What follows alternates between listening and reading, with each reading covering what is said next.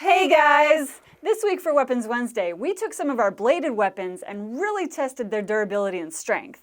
But before we begin, if you could just like this video and subscribe to our channel, That would be awesome!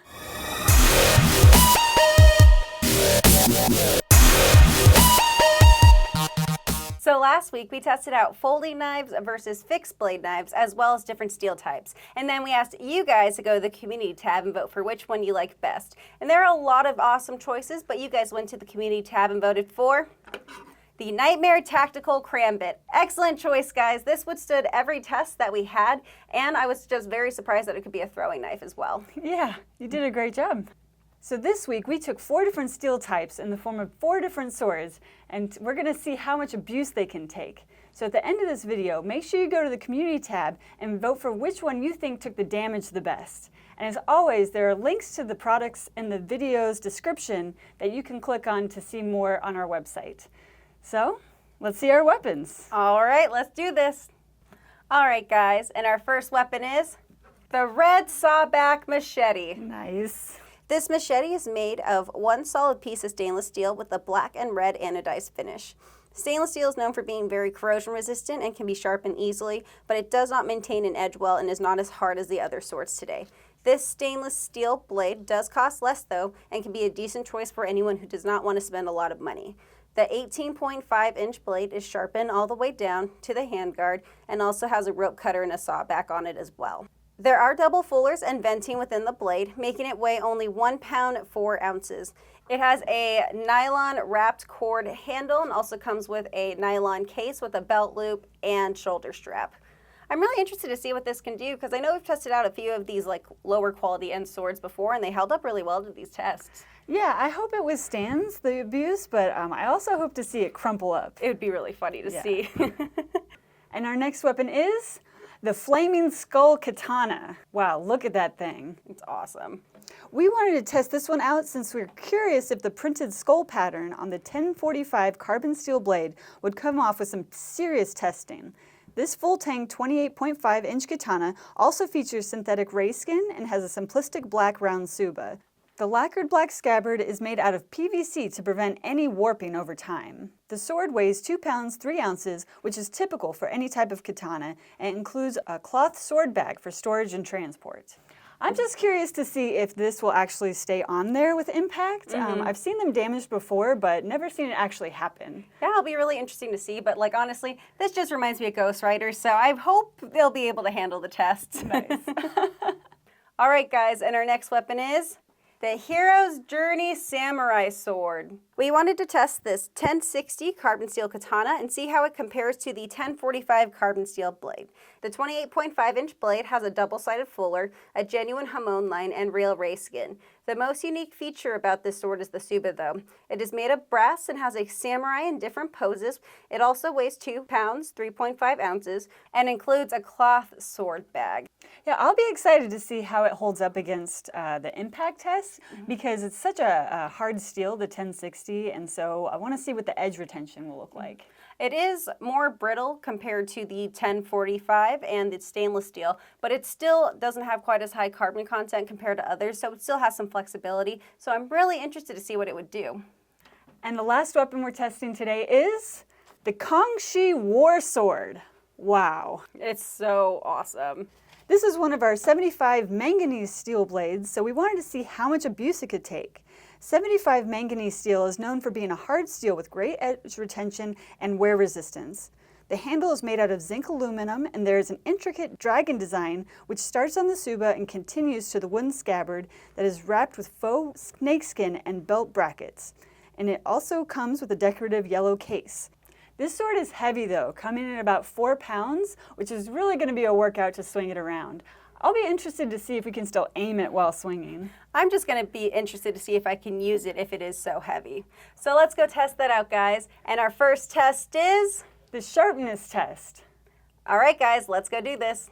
Yes, we are going full fruit ninja on this, but that's because grapefruits have a much more malleable and flexible skin compared to like watermelon and pineapple. So we wanted to see that even though they are more flexible, if they are able to still chop through it. So the first one is obviously the red Sawback Machete.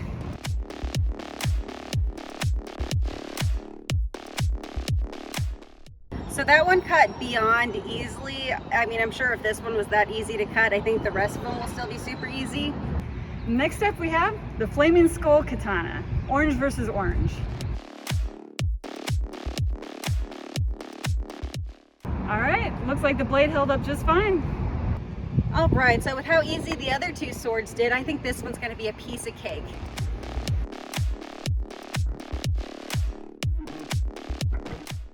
All right, so obviously that was a piece of cake. And finally we have the Kangxi Imperial War Sword. We'll see how this spring steel does and see how well I can swing it.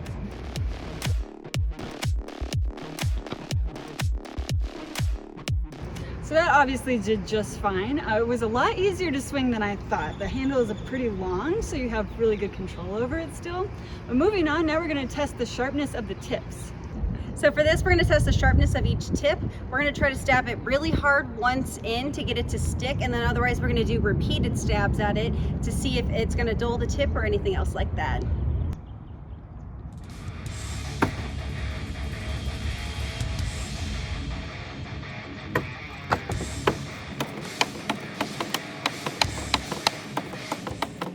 All right, so that one, it did stick in pretty well. The tip is still very sharp. There's not really anything wrong with it. The main thing that happened was that the cord ended up coming undone. It slid down, it also slid up, which honestly, it did make it very uncomfortable because that handguard right there. All right, next up we have the Flaming Skull Katana. So it'll be interesting to see if the tip survives with all of that paint still printed on it.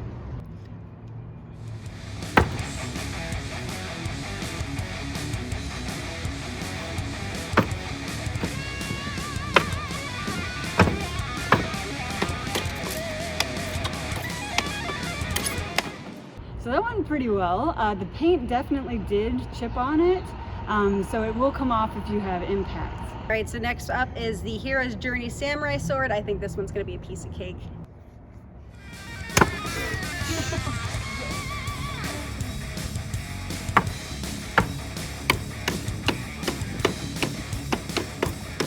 All right, so this one, I guess, the only reason why it is a disappointing is it did chip the tip, but that's when I hit the wall when I accidentally missed one of the pallet areas. So I think it could withstand the pallet, but I don't think it could withstand a wall, obviously, now.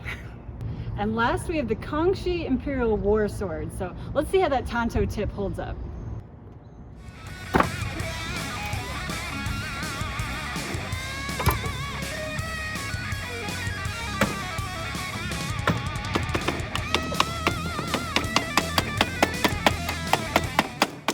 So I also hit the wall, which did take off the tip of that Tanto.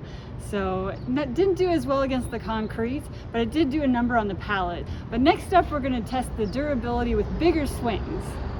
All right, so for this test, we are just going to smash into that chair right there, and we're going to see how well these swords can withstand the damage over time with hard swings. So obviously, first up is the red Sawback Machete.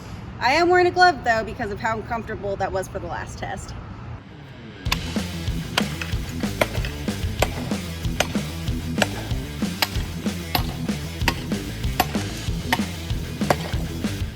Alright, so that was easy to chop into one of the less dense part of the wood, but chopping in farther into the actual frame itself, it wasn't really doing much. It was just kind of bouncing off. But with the glove, it was also very comfortable to hold. So this one didn't do bad. Alright, next up we have the Flaming Skull Katana. So we'll see how this print holds up against some of that hardwood strikes.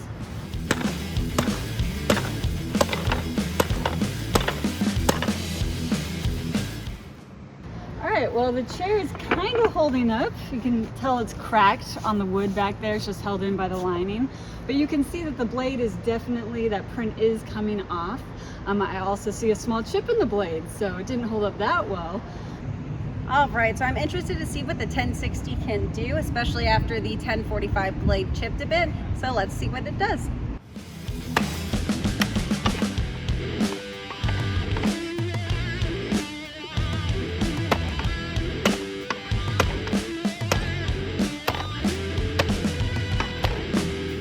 All right, so it actually chipped too. There are these little pieces in there that has been chipped on there, so I'm actually surprised that did that. So let's move on to our last one.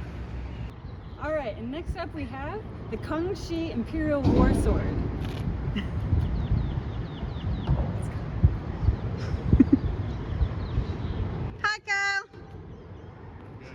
So I'm a little concerned on how the spring steel is going to hold up because we just chipped 2 katanas that were high carbon. So let's see how this does.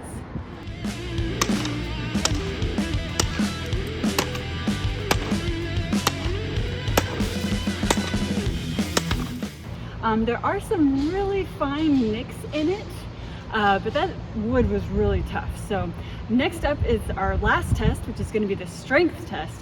But first, Amanda, I think you wanted to see if you could swing this. Okay.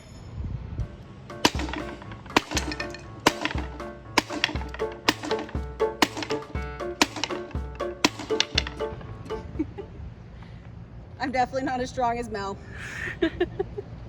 All right, so for the last test, we're doing another cinder block test, but slightly different. We're just gonna try to hit the sword straight down on the concrete slab right here. We're gonna see if we can break it. And first up is the red Sawback Machete. I am very nervous, so I am wearing gloves again.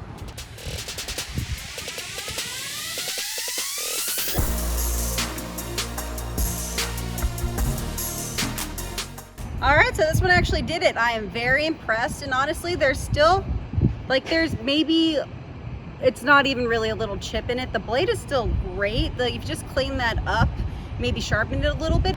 All right, next up we have the Flaming Skull Katana. It'd be interesting to see if the print holds up or the blade holds up.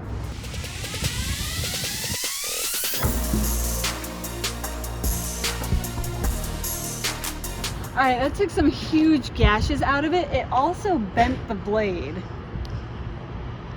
which is pretty crazy. All right, so this is the Hero's Journey Samurai Sword.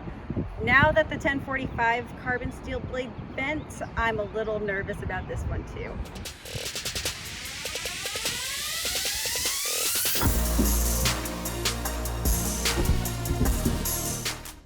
All right, so this one didn't bend like the other one, but this did take out some more chunks. So all along the blade, you can see these little chips and dings in them. So not bad, but I honestly was expecting a little bit more, I guess.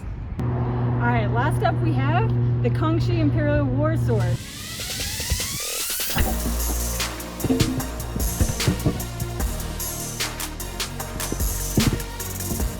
I am surprised. You can see directly where the blade hit onto the block, and it did so much more damage than I thought was possible. But either way, let's go back to the desk and review what we've gone over.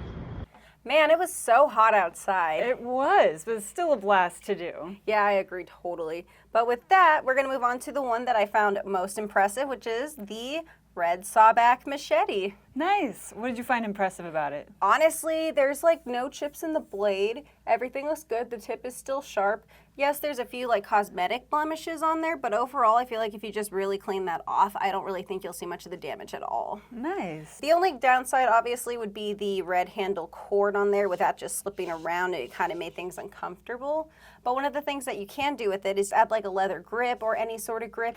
Yeah, I think that's why it fared so well, is because it's just hard to get a really good solid grip on it. And especially since it's more of a one-handed sword than a two-handed sword, I couldn't do the same amount of strikes as the other ones. It fared pretty well for a mall ninja sword. Yeah, I'm just very impressed with that. Nice. Next up we had the Flaming Skull Katana. So this was did fairly well. So the print didn't chip, it kind of peeled back, got pushed back. We did do significant damage, enough to chip the blade here. I think that was the chair. Yeah, I think so too.